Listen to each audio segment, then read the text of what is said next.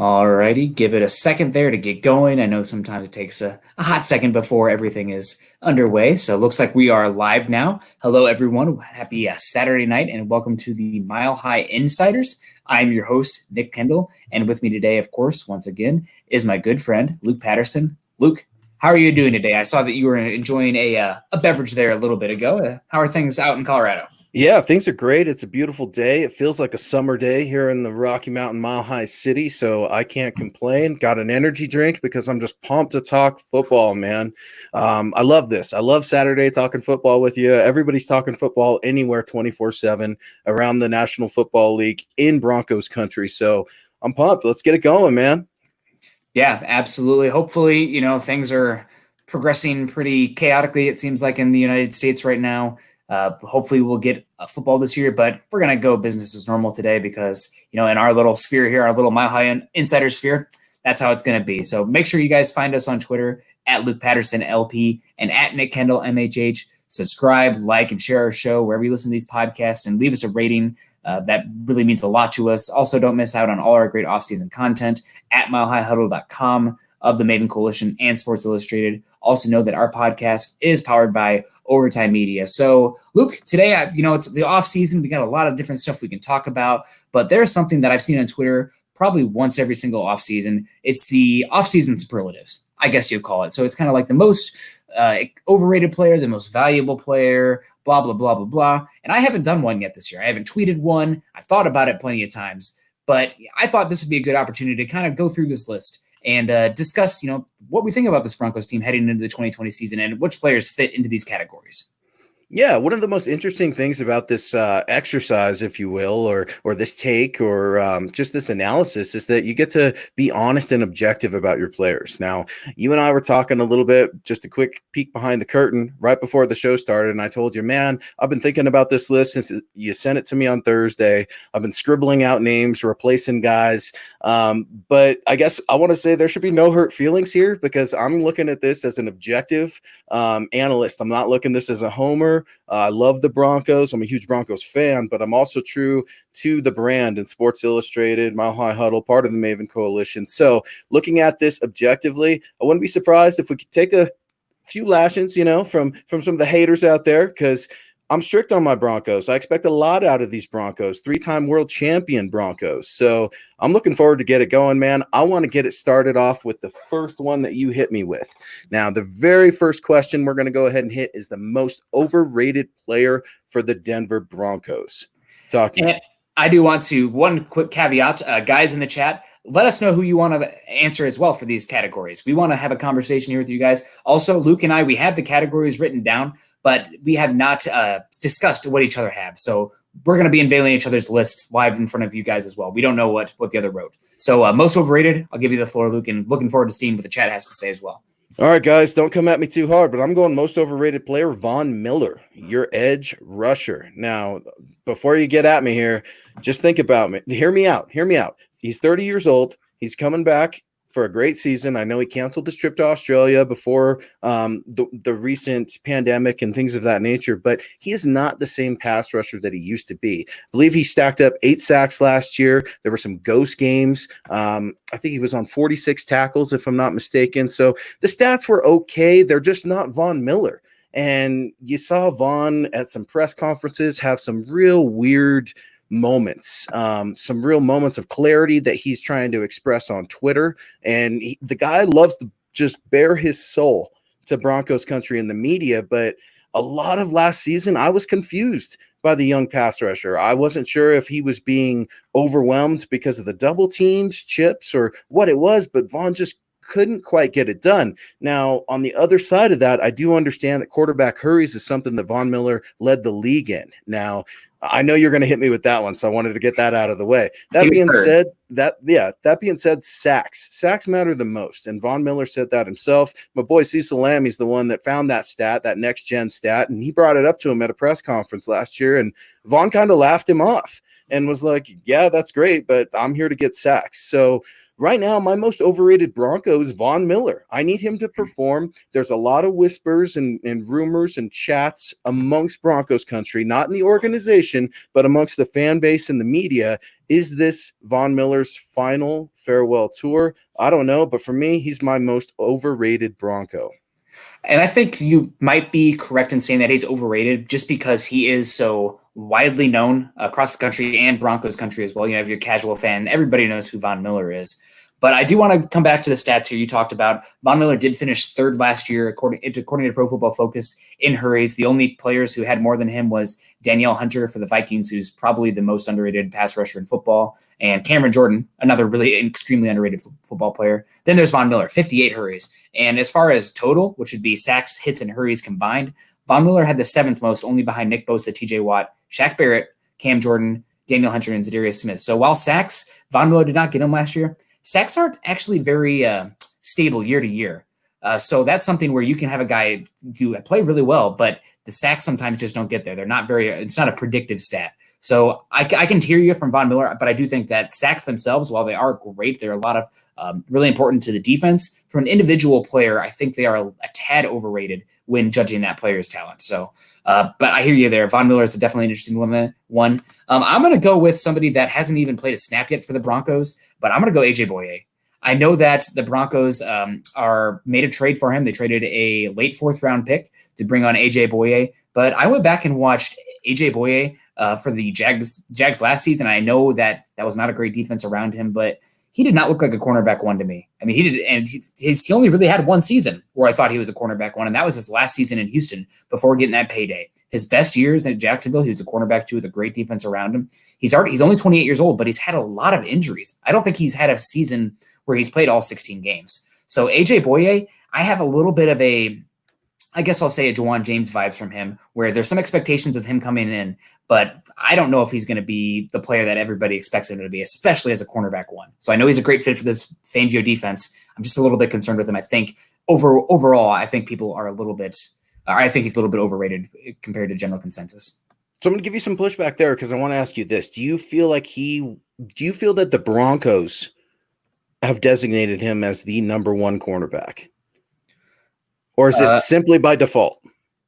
I would say it's simply by default because so I think that's Callahan. I mean, those other guys, they don't have the skins in the game yet. Yeah, I think that's fair. Yeah, I think that's fair and something that you can go off of for sure. But ultimately, man, I like the pickup from AJ Bouye. I think he's going to bring a lot to this system. While I don't think he's Chris Harris Jr. because they're two different players, something you need to know is that Vic Fangio and Ed Donatel have wanted to get this guy going on their team. Now, that goes way back to, I believe, 3 years ago when he signed a contract with the Jacksonville Jaguars. He was really close to landing with the Chicago Bears and Ed Donatel. So Vic Fangio's wanted this guy. He wants to get this zone corner in his system. I'm excited to see what he's going to do. Overrated, I could definitely see where people would overrate him, specifically, calling him your number one cornerback. Common terms that get associated with the number one cornerback include lockdown corner, man-to-man corner, put him on an island. That's something that you're not going to get with AJ Bouye. So I completely agree with you there.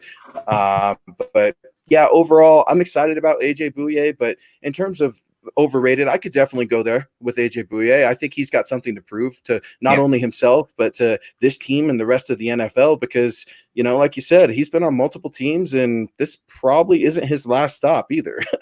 Yeah, good point. So comment section here. Guys come in at Bill1293. I get hate for this, but I'll say Drew Lock only played 5 games. One was great. Gets a lot of hype to say he's a franchise quarterback already. I thought about putting Drew Lock on just for that very reason, but I didn't want to start off the podcast as that big of a hater.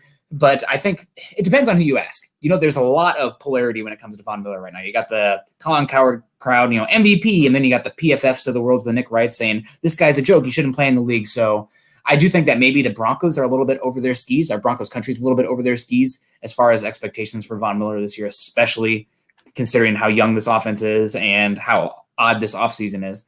But Von Miller is definitely an interesting one. Robert Castle coming in, overrated. Juwan Winfrey. I believe he meant Juwan James. Juwan Winfrey, maybe. I mean, there was some hype for him as a 6th-round pick, but probably not now. But he does need to show up for his contract. So there's definitely some good ones on here. Another Juwan James coming in there. So yeah, and for all the definitely, Juwan James, not only is he overrated, but he's overpaid. Can yeah. we make an overpaid slot? Because I'm pretty sure Juwan James is going to be right there. Bryce Callahan's overpaid because he's never even played a down for the Denver Broncos. I don't even know if we're going to see this guy in the Broncos orange and blue uniform ever. So Vic Fangio, Ed Donatel, the whole Broncos organization have insisted that he is healthy and ready to go. We'll have to see. Yeah. Terry coming in here, hashtag Nick's Beer Fund, hashtag use the Force Luke, go Broncos. Thank you, Terry, all the way up in Canada. I actually have a cold one right here, so appreciate you. And also, Thank you, Terry. We have a question coming in from Robert as well. Is an island cornerback a necessity in this defense? I'll just keep it short and simple here. It's not a necessity. This is a defense where, again, it's a cover 7, it's match quarters, where it's not the Wade Phillips where a cornerback's going to be on an island with a single high safety, and if you get burnt, it's going for 6. There's a much more, I guess, different types of coverages and overall team defense. But having a cornerback that can lock down one side of the field is still, obviously, you can take him if you can. And I mean, a lot is made with Vic Fangio and the zone defense. But last year when they played the Chiefs, both times, they went to man because that's the only way they thought that they could keep up with that Chiefs arsenal of weapons. And it didn't turn out well. So you still need to have man cornerbacks. I mean, Fangio said that multiple times this offseason. So it'll be is an island cornerback necessity in this defense or in a defense, not specifically this Vic Fangio one, but man, it would be nice if they had one. Yeah, and it's all about personnel. That's a really good question, Robert. I appreciate that. And yeah, I think it all depends on the defense. It all depends on the personnel. I talked about it a little bit earlier. Chris Harris Jr. absolutely thrived in the slot man-to-man. You look at this A.J. Bouye coming out of Jacksonville, completely different guy. He likes to play that off coverage zone. And when you've got Pro Bowl safeties, and I'm already going to say it right now because Kareem Jackson should be a Pro Bowler. You've got Justin Simmons back there and Kareem Jackson. Yeah, you're going to be okay. You're looking to bend but not break. That's something that you referenced a lot in the show last week as we talked about Michael Ojemudia and cornerback out of Iowa. So it's the bend but don't break. So is a lockdown corner that can be set on an island an absolute necessity? No, but you better have a good defensive backfield if you don't have said corner. Yeah, that's cornerback. Everyone wants to talk about offensive tackle, but cornerback is the other position that really scares me. That third safety as well, if you want to kind of clump them together. With this defense, you might be able to argue that. Let's snake it. So I'll go first this time. That way you won't copy on me on this one, because I think this is somebody who has not gotten a lot of pomp and circumstance that it deserves a little bit more hype. Now, it's not the sexy position, but I'm talking about Graham Glasgow, guard coming over from Detroit, Michigan player. He was one of the top 10, top 15 interior offensive linemen last year, and that was despite playing for once Matt Stafford went out, that Detroit's offense went down the crapper. I mean, we saw it last year. That was a sad offense. Matt Stafford was incredible. Like, he was went down the crapper. Yeah, horrible. But Grant Glasgow, the Broncos paid him big money. He's going to come in. He's going to be really solid. And I can't – we're not talking about him. Everybody's talking about Boye. Everybody's talking about Casey, Melvin Gordon, the Broncos draft class. Who's talking about Graham Glasgow? I know it's not sexy. I know it's not the tackle position everyone's talking about, but Graham Glasgow is going to be really good. So I think he's very underrated right now. You went first because you knew I was going to go there. I mean, Graham Okay. Glasgow, he was, absolutely. He was my most underrated guy also, dude. I love the big uglies. I love the offensive line, the defensive line. And you're right. This guy is not, he's an afterthought almost. And I'm pretty sure Graham Glasgow was the very first transaction in the free agent period, if I'm not mistaken. I know it gets really odd with the Jarrell Casey trade and the AJ Bouye trade. Bouye was first. Was Bouye first? If they announced it, and then it went through later. So. Okay, yeah. So when Bouye was here getting his physical, I was actually up at CU Boulder for the pro day up there when he snuck in right before this whole mess started and was able to get cleared and get an iPad and start going down that route. But yeah, I completely agree. Graham Glasgow, he's nasty. Something else people don't like to talk about is that he brings versatility to your offensive line. He played center last year for the Detroit Lions. Now he's going to be playing right guard. He's going to be right next to Lloyd Cushenberry. How good should you feel if you're Mike Munchak when you've got projects in your left tackle, and if your right tackle's willing to play, I'm not going to say able to play. I'm going to say willing to play for all that money that you've been paying him, then okay. But you look at Dalton Reisner, you look at Lloyd Cushenberry, you look at Graham Glasgow. That's a mean, smart bunch of dudes, and I'm looking forward to him getting after it on the offensive line. I love it. Yeah, and just coming back to Glasgow, he played. He did come in for Frank Ragnow, who's a really talented center. Could end up one of the best centers in football for the Lions. They used a first-round pick on him a couple years ago, but playing right guard most of the season, he was killing it, absolutely killing it when Matt Stafford was in there. He had a couple offensive games where he was just under 90 as far as the Pro Football Focus grade. He gave up 0 sacks last season, only 5 hits. So I'm really excited for him. I think he's very underrated. And we got some more comments here. Guys, tell us who you think is underrated as well. We got some super chats, but I want to get to this one first from Pickle Nick. I know you're Pickle Nick. 52302569. I'm going to read it. You comment, I'm going to read it. Philip Lindsay overrated. I think this is an interesting question because it depends on who you ask. There's obviously the hardcore, Denverites, Coloradans. I think that's probably how you say it. Who are, obviously love the hometown kid. But as far as a general overall like NFL perspective, maybe those people think he's a little overrated. But bringing in Melvin Gordon, maybe the Broncos underrate him, in my opinion, in comparison to the fan base. I love it, Pickle. I've never said that before. I love it, Pickle. I love it. So, yeah, I completely agree. And I'm going to double down. I'm going to say that's a prove-it year for Philip Lindsay, transitioning just a little bit. He's my prove-it year guy for Philip Lindsay. Now, am I going to call him overrated? No. He was an undrafted free agent. I'm looking here. You're paying him $750,000 on a $5,000 signing bonus. That's pennies on the dollar, fellas. You're getting Philip Lindsay for next to nothing, and he can be mad all he wants. He's a restricted agent, I believe, restricted free agent next year, or do they have the right to tender him? I think he's a restricted free agent as an undrafted free agent. Yeah. I wasn't quite sure how it worked with the undrafted free agents. But no, in terms of the bargain that you're paying for Philip Lindsay, because you already overpaid for Melvin Gordon, I love it. I think it's a prove-it year for Philip Lindsay, and I'm not trying to hate on Philip Lindsay. I like Philip Lindsay. I like his attitude. I like the way that he carries himself on the football field. I wish he wouldn't attack the Denver media so much. He's got this us against you mentality, and I don't understand it considering the Denver media has shown Philip Lindsay nothing but love. There seems to be a big chip on his shoulder, especially when they're losing some games, and I know he likes to get a little mouthy with some of the Denver media, but I like Philip Lindsay. He's always proven that he's a competitor, and I'm looking forward to seeing what he can do. I think he put on 5 to 10 pounds. Correct me if I'm wrong there, but no, it's something that Philip Lindsay has never done. He's never scored 10 touchdowns in his first 2 years as a Denver Bronco. He's definitely not going to get the 1,000 yards rushing.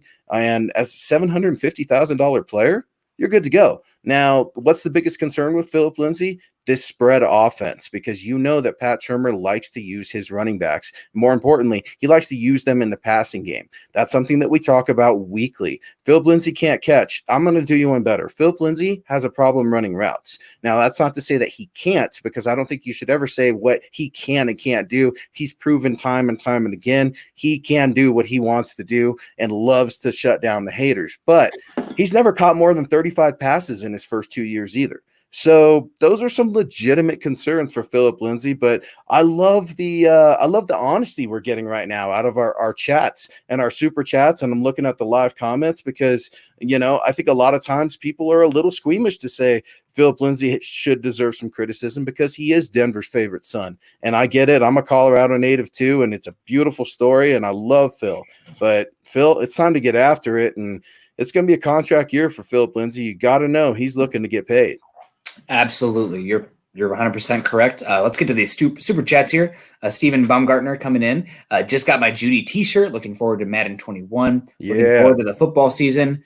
From your lips to God's ears, Stephen. Let's hope for a football season. If not, maybe you should live stream Madden. I will watch that. Let's get if there's no football, I will be watching live streams on Twitch or something for my football fix. Yeah, Steven, I appreciate that so much. Steven's one of our best super chat stars. He follows us on Twitter, follows all our writing, all our podcasts. And speaking of that, guys, be sure to go up to huddleuppod.com. Go ahead and get some swag, get some merch, get some hats, get some t-shirts, coffee mugs. We've got everything covered. We do have MHI stuff coming out. I'm bugging Chad about it. Don't worry. So we're going to get that there. But One thing that I think I wanted to add to that was, do you believe in the Madden curse? And I'm going to ask you that, Nick, and I'm asking that to Broncos country and everybody listening, because there's a video right now of Lamar Jackson, almost trying to hurdle a snowmobile on the jet, or a jet Wave ski, runner. excuse me. Yeah, a wave runner on the beach. And if that guy gets hurt, then what?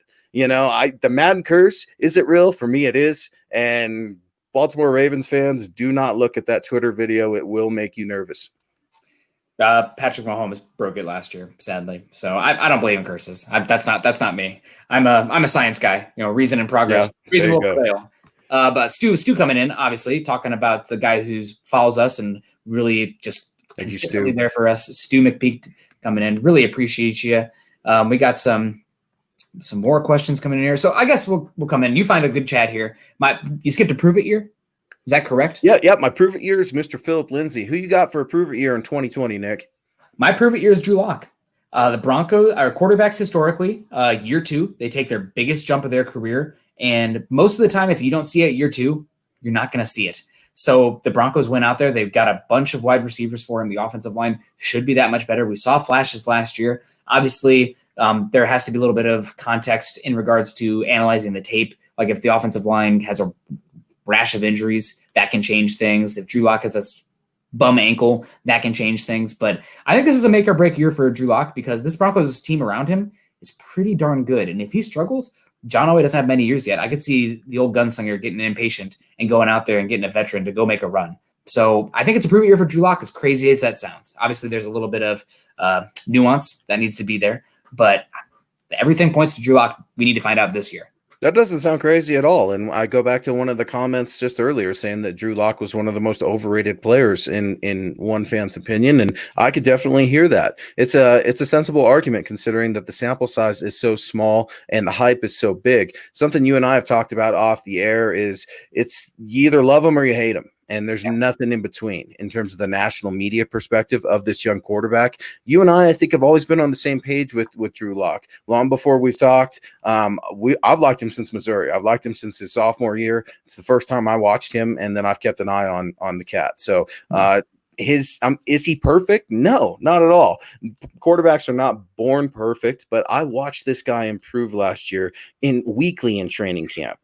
You watched him improve in the preseason. You watched what he could do with those 12 weeks off. So is it a prove it year for Drew Lock? Absolutely. But you know what? The optimism surrounding him, that's something that should be very exciting. And I think for Drew Lock, the guy seems like a competitor. Anytime I've been around him, he's got some swag to him. He's got this competition to him that he just wants to be the best. And he almost feels like if he's not the best, that's going to be a failure on him. And I think that's what ultimate leadership can be for the Denver Broncos. I love it. Broncos country, let us know who you think. Prove it year. We've got lots of other things going up. I got to takes your leap. Who's going to take the biggest leap, Nick, as we start looking at this thing? For me right now, I'm going to go ahead and spit it out. Noah Fant. I think he's going to take the biggest leap. Your first round draft pick from over 2 years ago now. I can't say last year. So Noah Fant, the best rookie receiving tight end in all of football.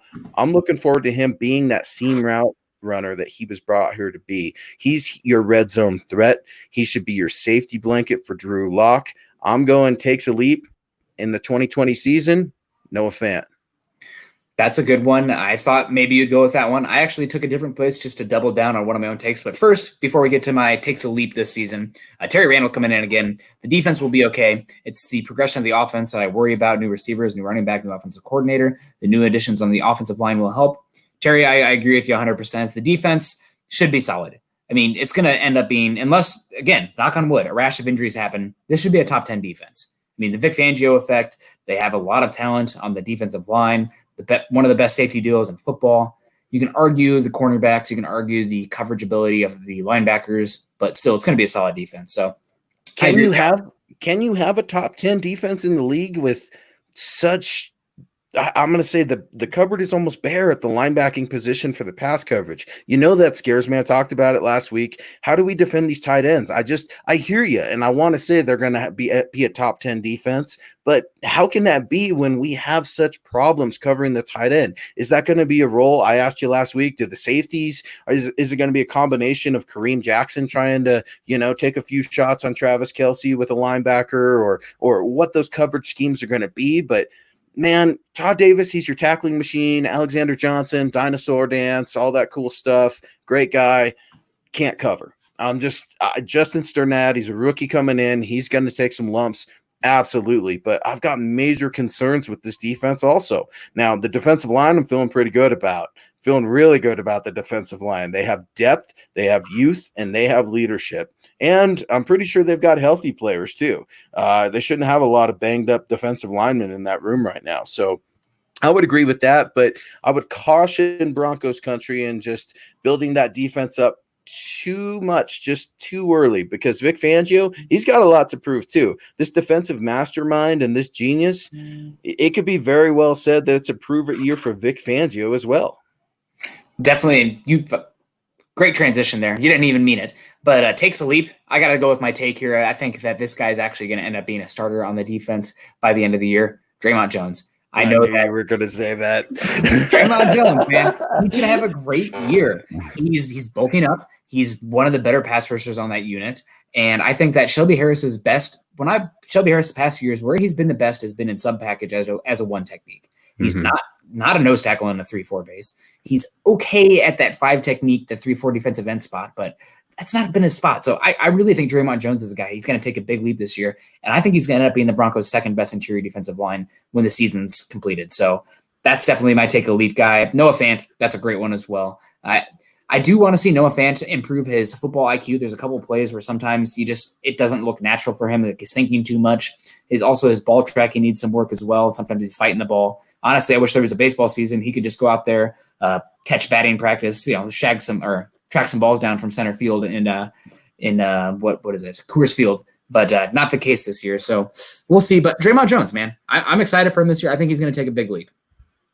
Yeah, I like the thought of Draymond Jones taking a leap. I like Mike Purcell a little bit better. 2 different defensive linemen. Your guy, of course, Draymond Jones, a lot more athletic than Mike Purcell. Mike Purcell's much more your run stopper, and he almost reminds me of a little Domata Peko.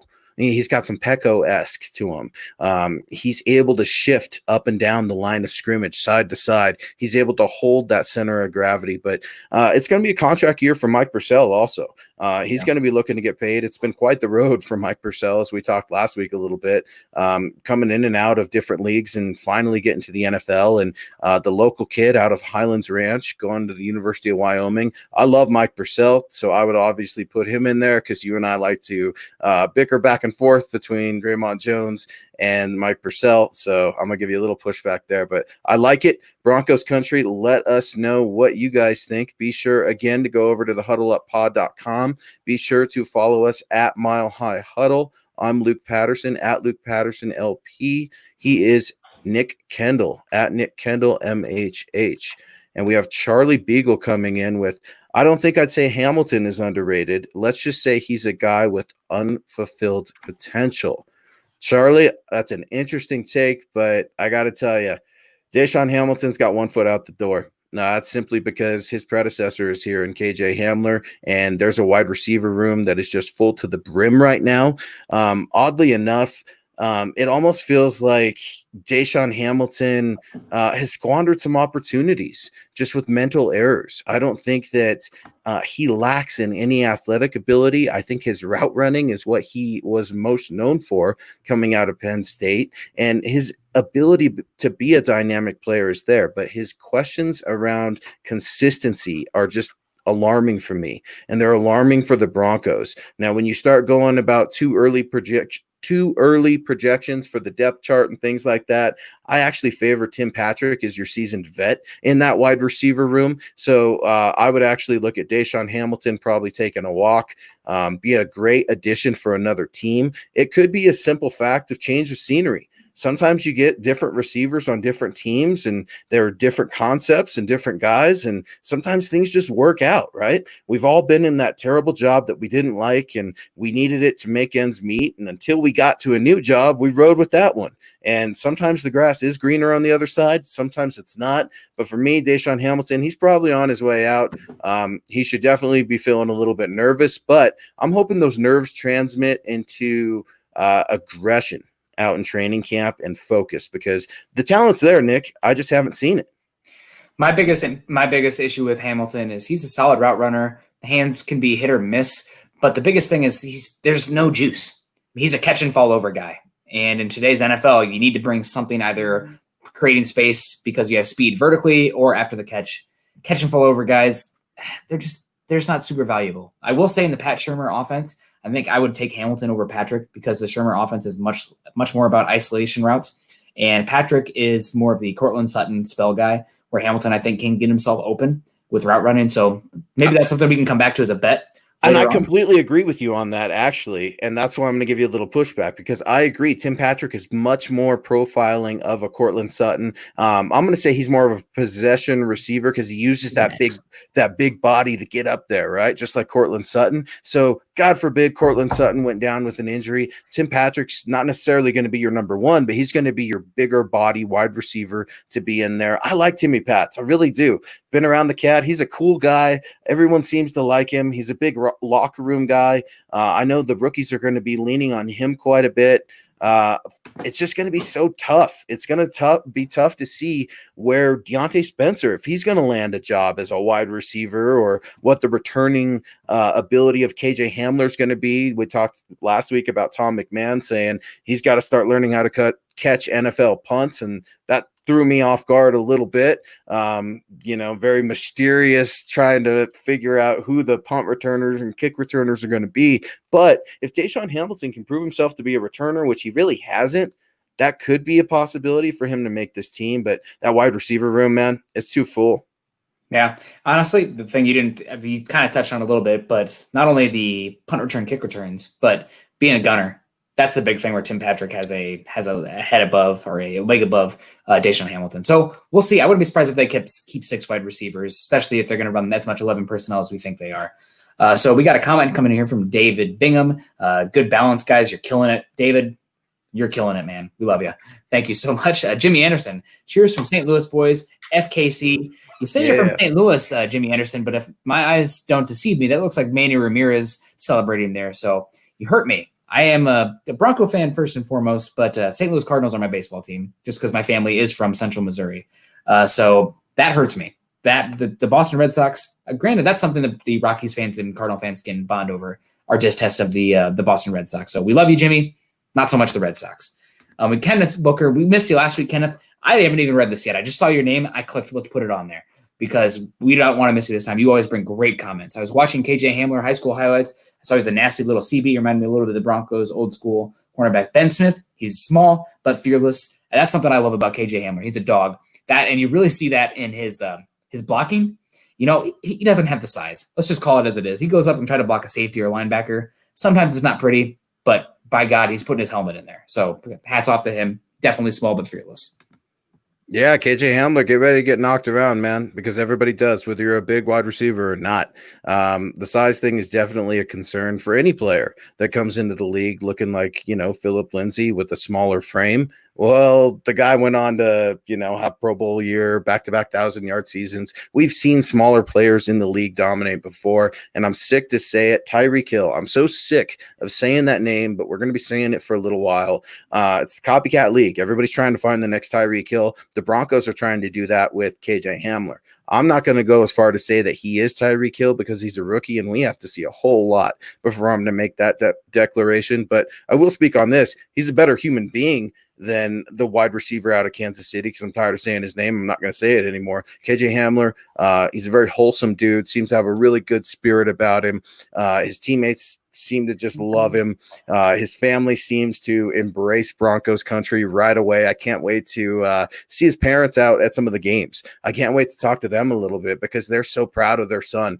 KJ Hamler, I think, not only a great wide receiver pickup, but a good pickup for a possible leader in the locker room to develop over time. I think eventually you might see him take on a little bit more of an Emmanuel Sanders role, where he's a bigger voice in the locker room also. And speaking of that, I wanted to reference, be sure to go over to milehighhuddle.com. We've got some great articles right now being written every single day. Bob Morris, he's been working on a piece right now about the wide receivers and what do you do when Cortland Sutton's getting ready to get paid. And I know it's something we've all been talking about behind the scenes. So something to keep an eye on as we move ahead. But Cortland Sutton right now, not going anywhere. And speaking of Cortland Sutton, I'm going to go ahead and say it right now. My most valuable player is Cortland Sutton. I think the guy, you and I have said it. I've said it. You've agreed with me, I think. Push back if you need to. Top 3 wide receiver easily is going to be Cortland Sutton this year. Now, in the entire NFL? In the entire NFL. Absolutely. Absolutely. Now, I'm not saying he's going to be statistically, he's going to have the most yards, but I'm going to say when you get that guy in the red zone and he's going to be getting some 50-50 balls because, attention's going to be at other guys. You can't cover everybody. You can't cover KJ Hamler. You can't cover Noah Fant. You can't cover some of these other wide receivers. I mean, good Lord, it's going to be a problem. And if you've got Melvin Gordon in the backfield and everybody's saying Philip Lindsay's been working on these passing routes and catching the ball and all these things, he's put on weight. Well, defenses are going to have to account for him too. By no means is Philip Lindsay a slappy. He's not. I think he has something to prove. That's all I'm saying. I'm not a Philip Lindsay hater. I'm trying to be realistic about it. But for me, the most valuable player for the Denver Broncos right now, I have to go with Cortland Sutton. He's the alpha dog. He is going to not only emerge as a top 3 wide receiver, he's going to be the leader of this team, right behind Drew Lock on the offensive side of the ball. He is the vocal leader in that wide receiver room. You're not going to be seeing water bottle fights like I did last year with Emmanuel Sanders and Cortland Sutton. Absolutely ridiculous. You're not going to see that this year. I promise you of that. Everybody knows Cortland Sutton is the number 1 alpha dog, and that's why he's my MVP.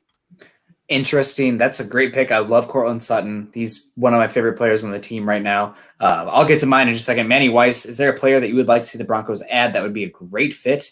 If this is in general, are you talking about historically, or if you're talking about guys who are available right now? I guess the one who jumps out to me, actually, Bill said it right away, Darqueze Dennard, who I think would be a great fit in the slot, just because I don't really trust Bryce Callahan. But I love Dennard a lot. He's actually been one of the best slot cornerbacks in football. He's looking to get paid like a boundary cornerback, which is probably the reason he's still on the market. But he's the guy that comes off the top of my head. Is there somebody for you that is available? I think Jason Peters is still out there. That seems like the obvious one. No, I don't want Jason Peters. I wrote about it months ago, saying why the Broncos should stay away from Jason Peters. That's no disrespect for what I think can be Hall of Fame tackle. I mean, the credentials are there. I just hate to see a player play when it's a little bit past his time, and I hope he proves me wrong. It's something that I'm going to be looking out for Trent Williams out in San Francisco for the same way. He was a player I wanted the Broncos to trade for years ago, and it never came to fruition. So I knew it wasn't going to happen this year. The Broncos are locked down with Garrett Bowles. We're not going to go on Garrett Bowles. This isn't a Garrett Bowles podcast. I'm not going to do it. Said his name too many times already too. But yeah, absolutely. I think Logan Ryan would maybe be a name I'd be interested in if he is still available. I know he's looking for some money, and the Broncos are going to have a lot of money tied up in that secondary unit. I saw your tweets the other day, pay Justin Simmons. They're going to pay him, but they like to wait till the last minute, especially with all the current circumstances in the world right now. And I'm sure communications, they're there. These virtual Zoom conferences, phone calls, text messages, those happen all the time between agents and John Elway. So that's nonstop. Don't worry about Justin Simmons. He's going to be there. But yeah, ultimately, I mean, Logan Ryan, maybe he's willing to play for a little bit less. I doubt it.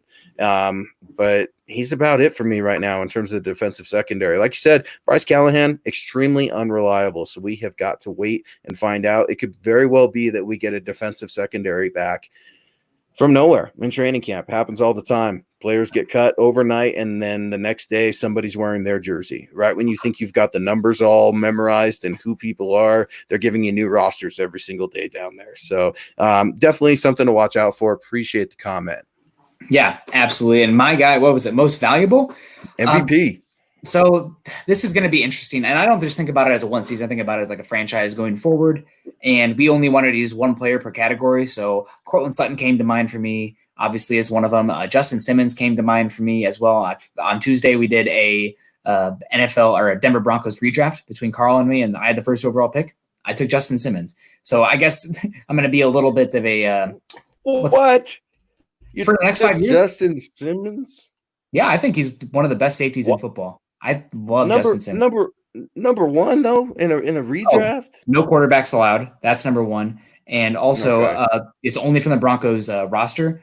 And while I love Cortland Sutton, I knew I could get Jerry Jeudy or KJ Hamler later. So there wasn't going to be that massive drop off afterwards. So it was between Justin Simmons or Bradley Chubb for me. I went Simmons because he's more reliable, and Chubb has had 2 ACL injuries on the same leg, which scares the heck out of me. That being said, the most valuable player for me is Bradley Chubb. I wrote down Bradley Chubb. He's young. I think he's only 23 years old. He was 12 sacks as a rookie. I mean, people don't forget about that. And I know he started slow last year, but he's on pace to come back this year. He's super young. He could be a decade-long player, and he's that transition guy from after the Von Miller era. So I went back and forth between Justin Simmons and Von Miller as the most valuable guy on the team. Bradley Chubb. And I view that as like, if all the guys are put on the open market as like a fire sale, who would bring back the most in return? I think it would be between, and that's value to me. I think it would be between Chubb and Simmons, just because the youth and how much more great seasons they have left. I like it. I like that a lot. That's very well said. I mean, and I'm going to ask you this right away. What's the first position the quarterback looks at when they line up on the line of scrimmage? Safety. Right? Safety. Sometimes point out the mic. Yeah. Why is that? Because the safety, I mean, your Mike linebackers, they're your quarterbacks of the defense. They're trying to figure out where everything's going. I like that a lot. Bradley Chubb, man, I love Bradley Chubb this year. Some have already started suggesting or hinting at the question, could he be, an MVP comeback player of the year? Heck, I'm going to ask it. Can he be an MVP candidate of the year? I mean, Bradley Chubb, he's going to be well rested. And, we've seen these knee injuries before. And while they've caused significant alarm for a lot of people, Von Miller's had knee injuries before too. And the guy came back and bent like Gumby in 2015 and ruined Cam Newton's career. So I like that a lot. I wrote about Bradley Chubb's comeback off of Jeff Legwold's article on ESPN a little bit, where he was talking about basically him and the trainers were the only guys allowed there at the Broncos facility throughout this whole recent state of events, and talking a little bit about how it was creepy at times because nobody would be talking. They're strictly working, they're strictly grinding. Other times it was a little lighter, a little loose. But I think ultimately Bradley Chubb's going to get some aggression out. I think he's going to be a smart player, and he's a lot more of the pass rusher that we're looking at in the NFL today. You're looking more at those Khalil Macks. You're looking more at the Bosa brothers. Von Miller is a rare breed. I don't know if we're going to see another Von Miller again. Almost like that Lawrence Taylor type, right? Where it's a rare breed of linebacker, and then once you see it, you hope you're going to see it again, and you just have it. So Von Miller, for me, he's got a lot to prove, but Bradley Chubb, man, I'm looking at him to have a really, really hot season. I want to know what you guys think, Broncos country. Get at us in the comment section here. Let me know. Am I crazy for thinking Bradley Chubb is going to be a comeback player?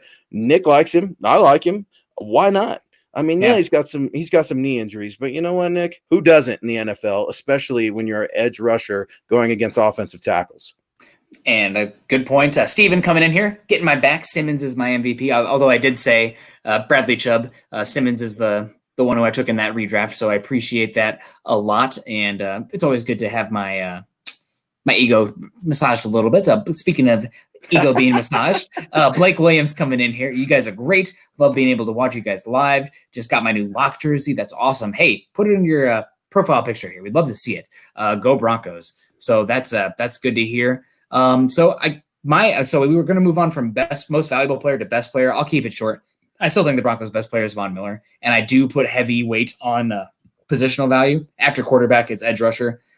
I know what you said, Von being overrated. I still think he's the best player on the team. He's a guy that you have to account for. Once Bradley Chubb went down, he was getting, all the attention was going to him. The Broncos' secondary was not great, and the offense wasn't great. So it really didn't put Von in a good spot to accumulate stats. He still went out there and did his thing, in my opinion, because he was getting the hurries, the pressures, et cetera, et cetera. So Von Miller is still, I think, the best player on the Broncos roster for this season. I think that's hopeful and wishful thinking, man. I hope you're right. I hope you're right because every offseason it seems like Vaughn's doing something different. And a lot more times than not, it seems like he's been striking out the past few years. Now, I hope I'm wrong. I really do, but I've got to see it. And it's got to be a little bit more than the fan favorite. We're all going to clap at training camp, and we love Vaughn's dances. I love Vaughn's dances too. My 7-year-old, she loves them. Sometimes I have to block her eyes because Vaughn has some very funky dances. But that being said, I haven't seen any Vaughn sack dances because I haven't seen a lot of sacks, Nick. Maybe if we get a good super chat in here, we can see Luke Patterson demonstrate a Von Miller closes his daughter's eyes sack dance. But actually, as soon as I said sack dance, I want to backtrack a little bit there because we don't want to be in trouble. You're going to get me in trouble with YouTube, Chad Jensen, Sports Illustrated, and all of our fine folks here at Mile High Huddle. Do it for the dollar, man. Yeah, no, I got problems with best player. Von Miller is not your best player. For me, I'm gonna blow your mind, and you're not gonna like this, but I gotta go Drew Lock. He has to be your best player. You know why? Because if he's not, you're screwed. You're absolutely screwed. If Drew Lock is not the best player on the entire offense, you're done. You've got your pass rusher and your quarterback of the defense with Bradley Chubb and Justin Simmons. Best player has got to be Drew Lock. This entire offseason was built around Drew Lock, and we say it daily, but think about the significance of what that is. You're investing dollars into other players for Drew Lock.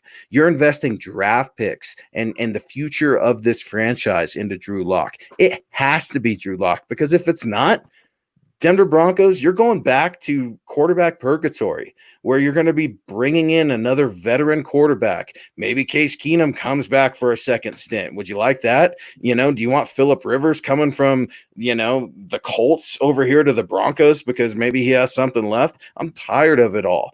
Drew Lock has to be the best player, because if he's not, the Broncos, they're screwed. Yeah.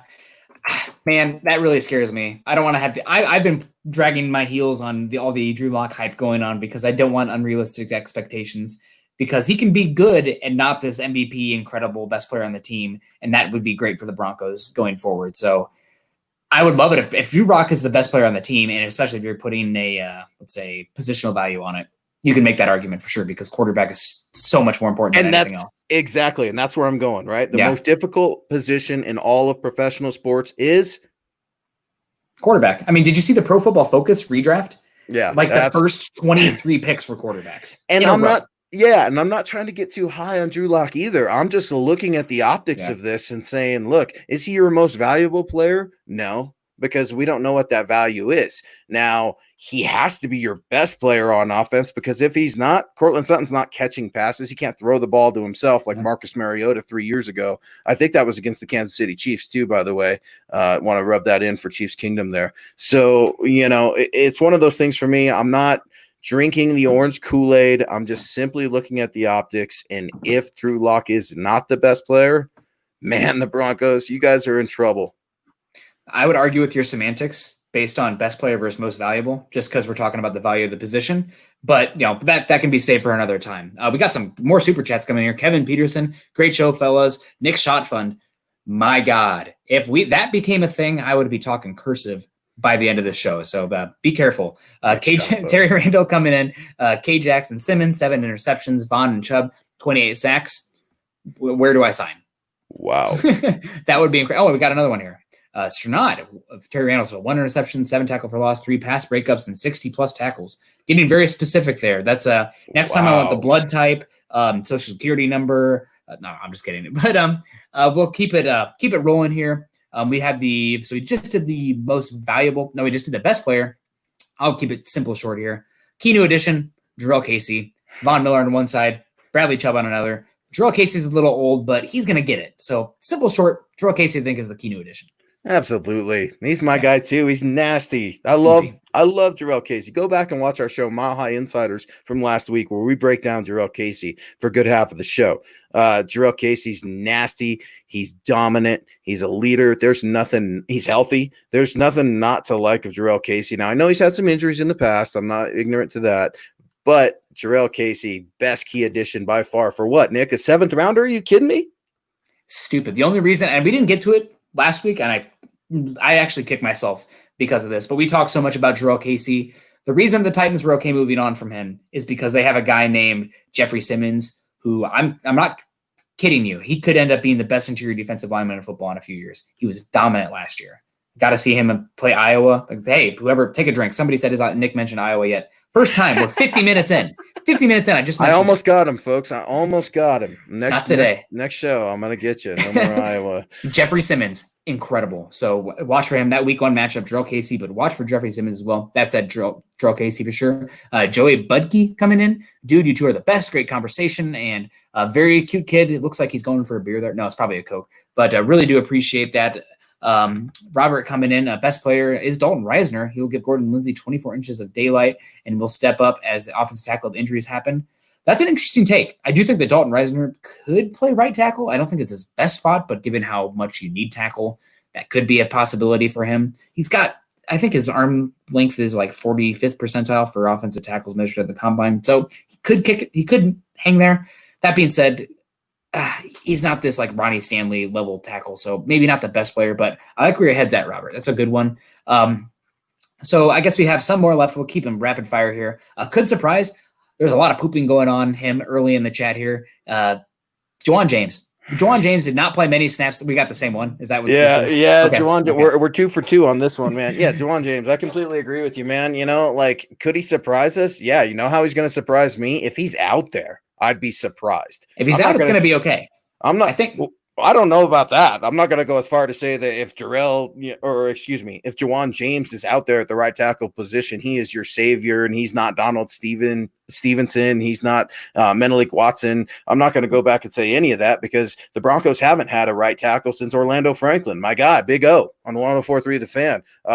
Talk to him. Got to watch a football game with him last year, man, and just talking to him a little bit and trying to ask him a little bit about Dalton Reisner and going back to that original comment. Do I like Dalton Reisner at tackle? No, I don't. I think Dalton Reisner has some problems with his hips and that kick step, specifically at right tackle. That's a huge concern for me when you're looking at these defensive ends and these edge rushers that are just so athletic and quick off the ball. Now, I don't think he'd be giving up tons of sacks because he's going to get dominated like Michael Schofield did. But I would definitely say I like him more as a center, I guess. God forbid Lloyd Cushenberry got hurt or something like that. He's also got some versatility too. That's the big theme we're seeing right now with the Broncos offensive line is versatility. Cross-training, really important for those offensive linemen. So good comment there. I agree with you completely. So interesting. It'll be interesting. And Dalton Reisner, I think I fell in love with him after that Mississippi State tape. He's actually another guy that went against Montez Sweat. I mean, that Mississippi State defense that season was incredible. So we'll see. But I agree with your point. Dalton Reisner, I think he's a B+ level guard, but a C+ level tackle. So B+ level guard. What's he got to do to get an A? Well, he wasn't actually. Honestly, after he got injured, he really struggled last year. The second half, he was not good. The second half of the season last year. Yeah, yeah, you're right. I mean, playing and the injury was that a lower leg injury? Was it a lower? I think it was an ankle. Yeah, I thought it was too. Yeah, so we don't know what that's like. So yeah, I'm gonna give you some. Yeah, I agree with you there. The injury definitely changed him for a rookie to come in, and I'm gonna toot my own horn saying that I found Dalton Reisner early too, and same with Drew Lock, and then I was beyond myself when the Broncos got both of them. I was shocked to see them get Reisner. Was really shocked. I thought he would be gone. I thought maybe the Raiders would go after Dalton Reisner. Mm-hmm. I was telling my wife at the time, texting her, oh God, if the Raiders do this, it's just going to be the worst thing ever because we're going to watch one of our own in the silver and black. So I agree with you. Versatility, Dalton Reisner, you got to love him. For me, he's an A. Nick Kendall's a hater, so he's a B+. B+. Moving right along, we both had Juwan James as the good surprise. Emerging leader for me, that's the next category. Justin Simmons, we might have the same one here. I think he is the quarterback of the defense. I know typically you have it be the Mike, but Simmons, especially with how much they put on the plate of those safeties in the Vic Fangio defense. Also, Simmons coming out and speaking with the movement going on right now. I mean, he's in a very intelligent, well thought out community. He just said Justin Simmons Foundation just kicked off. I mean, he's the entire package. I'm not going to, wax too poetic on this because I don't want to make this Justin Simmons, love podcast, but fantastic player, emerging leader, pay the man. He's incredible. He's one of the best safeties in football. The only safety right now I would take over him in a redraft, just because that's how much of a Justin Simmons fan I am, is Derwin James. I knew you were going to go Derwin James, but you said He's I'm a the same god. way. He's a god. I like Justin Simmons too, man. What can't you say about this guy? This guy's someone that the Broncos love to throw in front of the mic because he represents the organization so well. I like to call him a Bolin Bronco. He would be a guy that Mr. Bolin would be proud of, and I'm not going to Yes. go on that rant or anything like that. But for me, I'm actually going to go as an emerging leader as Bradley Chubb. I think that Bradley Chubb, you're going to see a little bit of his personality come out in terms of leadership this year. Yeah, he's been mentored by Von Miller, but he's also been mentored by DeMarcus Ware. And I know Yeah. for a fact that him and DeMarcus Ware stay in contact. They text weekly, things like that. So DeMarcus Ware certainly sharing some intel on pass rushing moves and things like that, but also showing him, this is how you lead a locker room. This is how you lead a team. DeMarcus Ware was the sheriff of the defense for the Denver Broncos in 2015. I'm hoping the same can be said for Bradley Chubb. Not sure if it's his natural personality because we don't really know Bradley quite yet. I think Broncos country, he's still a mystery, is Bradley Chubb. We're trying to figure him out as personality wise. So I like him as an emerging leader in 2020. That's a good one as well. I loved Chubb coming out. I thought he wasn't a Myles Garrett level prospect because the athletic upside wasn't there. Not a Nick Bosa level guy, but as far as coming into the league as a leader, I mean, he just came in as an adult. This season, he's probably no offense to Von Miller. I love Von, but as far as a businessman, adult in the locker room, I'm taking Bradley Chubb over Von Miller, who's kind of a little bit more goofy. So, I mean, love Von. No issues there. You got to have different types of personality in the locker room. But great question here from James Campbell. We're all got to get out of here soon, but I actually wanted to get to this point because there was something I wanted to touch on here. What do you guys think of Andrew Mason's recent tweets where he suggested teams might have to cap crunch of almost $40 million owing to lost revenues? So due to everything going on in the world. So obviously he knows that we can't talk about it, otherwise we can get in trouble from YouTube. So hey, guys, when we don't reference things, it's because YouTube is kind of bringing us down there. So that's a concern, no doubt about it. That being said, the Broncos are in probably about as good of a position as you can be outside of their actual money bag. The Broncos are not a cash-rich organization. Right now, they do not have cash-rich ownership compared to like the Jerry Joneses of the world. But what the Broncos do have in their pocket right now is they have 2 contracts that they can get rid of and have 0 dead cap in Jarrell Casey and AJ Bouye. Not the best scenario, but if the Broncos need to cut cash quickly, those 2 guys create a lot of cap room. So that's something that it's possible. If it happens, it sucks. But the Broncos do have some moves that they can make to cut cash quickly without having a lot of dead cap. Yeah, I agree with that, and I echo what Nick said with James, to James, and that's a great question. We certainly don't want to use this platform for any other purposes but football. That being said, we understand this is a delicate time for everybody, so we want to send positivity and realistic thoughts and vibes your way. That being said, Andrew Mason, what can you say about Andrew Mason? Well, he's one of the best writers and analysts in Denver. I got to write and work with Andrew Mason at the Shrine Game a little bit with the NVR. He's a good dude. He's a really good dude. A gentleman and is extremely well respected by the Denver Broncos. So football nerd. Yeah, absolutely. In a good sense. The guy likes football. Yeah, absolutely. And he's willing to, put in some good work. And a lot of the Denver media is, man. I mean, you start to see who's going to these road trips and who's going where and why they're doing these things. It's not just to go out there and get the credential and have the cool hat that comes with it. No, it's to find football players because the bottom line is talent can come from anywhere. And I know we're starting to wrap up the show a little bit, but that's one of the biggest things I would encourage Broncos country to look at. The Broncos have guys from the American Alliance of Football on their roster right now. Could be starters on the defense. One for base package, one for nickel. Absolutely. You're getting guys that are MVPs. You talk about Justin Simmons of the Shrine Bowl, Philip Lindsay, Shrine Bowl, Justin Hollins, Shrine Bowl, the Senior Bowl. It's one of the craziest events. I can't wait to see it for the first time this year. I've heard great things, but the Senior Bowl is the big, flashy, glitzy game. Sometimes you got to look at some of these smaller games, even go to Division II and start finding some Division II talent. You look at Canadian football, maybe you look up north. It seems like there's always a Canadian local talent, that's coming back and forth and trying out with teams and multiple teams. I think it was even with the Broncos last year in training camp. They had a Canadian player out there. So talent can come from anywhere, Nick, and that's one of the best reasons why I love covering the Broncos. Absolutely. And speaking of, media members wearing a hat, Go to huddleuppod.com and get your swag on, guys. I got my Building the Broncos podcast out. I'm waiting for the MHI Insiders logos to come in, but that will be something I'll have soon. But, that seemed like an easy transition, and I wanted to get to Terry Randall again. Speaking of talent coming from Canada, 7 sacks from Casey, 10 to 13 tackles for loss. Wow. Immense intimidation. I like it. Sign me up. Terry, just make it happen. Now that you put it out there, the onus is on you. So if it doesn't happen, we're coming for you. No, man, but, that's tough, Terry. I'm going to give you some pushback because you said 28 sacks between Chubb and Von Miller. Now, if you're having 7 more sacks there with Casey, now I'm a Denver Public Schools guy, but that's 35 sacks for the Broncos between 3 players. Man, that's pretty nasty. That's pretty nasty. And like you, Nick, sign me up and get in Bill Kolar's ear, Terry, because Bill Kolar would love to hear you say that. He might even use you for some of those passionate, heated conversations he likes to have out there at training camp. 4 sacks opening day from Dennis Elliott. Dennis, make it happen.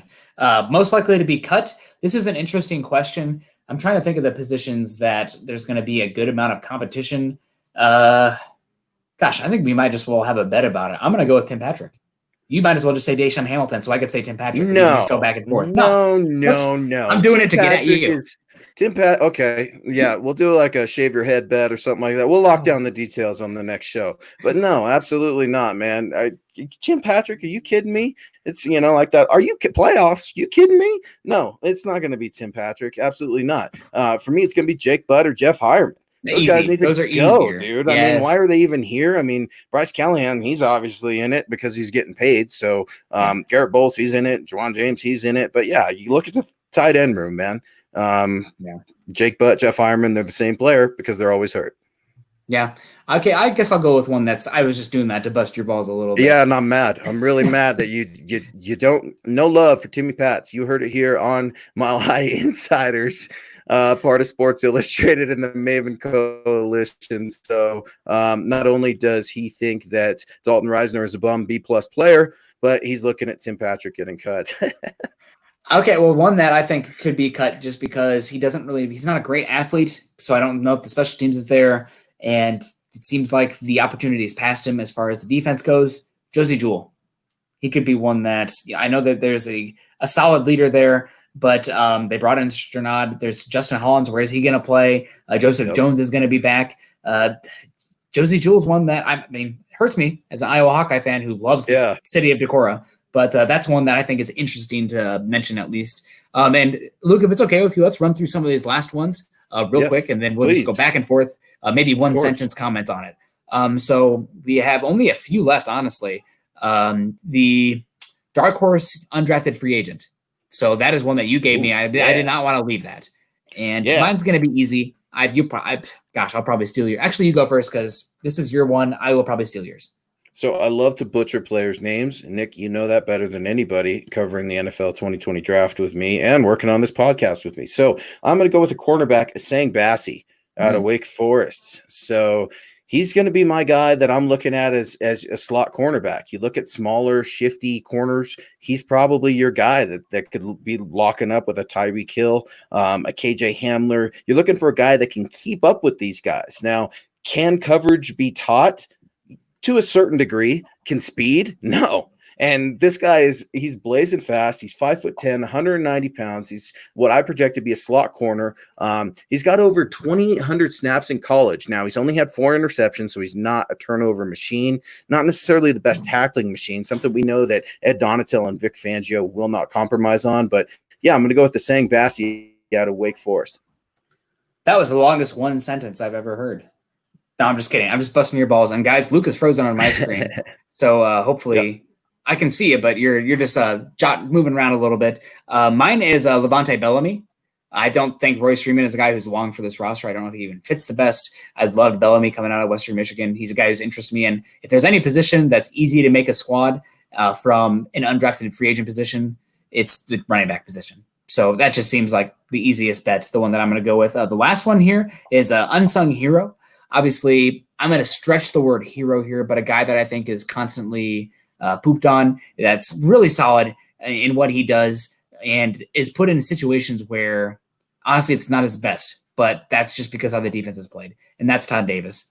I know that we're looking to replace Todd Davis. I'm looking to replace Todd Davis, but I think that people talk about him like he is one of the worst deep linebackers in football. And that's just not the case. I mean, as far as taking on blocks, playing in the box, and actually playing those over the middle zone coverages, he's pretty solid. He's an okay player. And I don't think that people appreciate him enough. Last year, he had I think it was the second most snaps of a linebacker in the slot. That's not his game. And the fact that he was having to do that, I think, speaks more to the lack of a player that you want in that position than Todd Davis. Todd Davis is the guy you want in the box, and I think that people don't appreciate him to the extent of how good he is. Now, obviously, I want more passability from him, but I think Todd Davis is much better than general consensus. I agree. Todd Davis gets a lot of disrespect thrown his way. A lot. That's not deserved. But for me, I'm going to go unsung hero. I'm going to go with B-Mac, your kicker, Brandon McManus. He was an unsung hero in the 2015 season and a player that continues to get a lot of attention for a kicker. I find myself even kind of scratching my head here when I think unsung hero, but right away it was B-Mac. I'm thinking Brandon McManus, obviously well received in the Broncos community. He puts points on the board. I didn't like it when he was throwing his little kicker tantrum with Vic Fangio. I don't like that at all. I don't like it when your kicker's talking at the press conferences either because he's a kicker. But he ultimately puts points on the board. He has been consistent. When it didn't look like he was going to be a very good kicker at the beginning of his Broncos career. Yeah, that's a great one as well. I remember people were saying Brandon McManus. So that turned around. Obviously good. Also, I have no idea what this comment is from, but Terry coming in, pizza. That is my cue. That is time for dinner. Time for me to get off of here. So pizza time. Pizza time. Absolutely. That's going to do it today for the Mile High Insiders. Guys, you can find Luke at Luke Patterson LP and myself at Nick Kendell MHH on Twitter. If we did not get to any of your questions today, guys, add us on Twitter. I will be on my phone, despite my wife's chagrin, after this is over to talk more football with you guys, if that's what you want, because I'm an addict. If there's no football season this year, I'm going to be like adding you guys at some point because I need to talk football. So also make sure you go over to milehighhuddle.com and affiliate of the Maven Coalition and Sports Illustrated. Go to iTunes and leave us a 5-star rating if you wish and a comment, as your support can help us continue to bring you our Denver Bronco deep dives. Super important for us, guys. Make sure if you're listening on YouTube or anywhere to subscribe, like, and share the show. That can help us reach a bigger audience and help us continue to bring you these shows and better shows in the future as well. You can follow the Mile High Insiders podcast and all our other great audio content by subscribing to the Huddle Up podcast wherever you listen to the shows. Follow us on Twitter at Mile High Huddle and at MHI_football pod. For Luke, I'm Nick, wrapping up another episode of the Mile High Insiders. What is this? Was this our 5th or 4th episode? It's got to be 5th, right? We've just been crushing the entire month of June, and I just wanted to say real quick, thank you to Broncos Country. Thank you to our super chats, our comments. You guys are awesome on a Saturday night. This is why Broncos Country is the best fan base in all of the NFL. So thank you guys so much. We appreciate it, and we look forward to rapping with you next Saturday night at 6 p.m. I'm Luke Patterson. He's Nick Kendell, saying always believe in that Mile High magic. Go Broncos.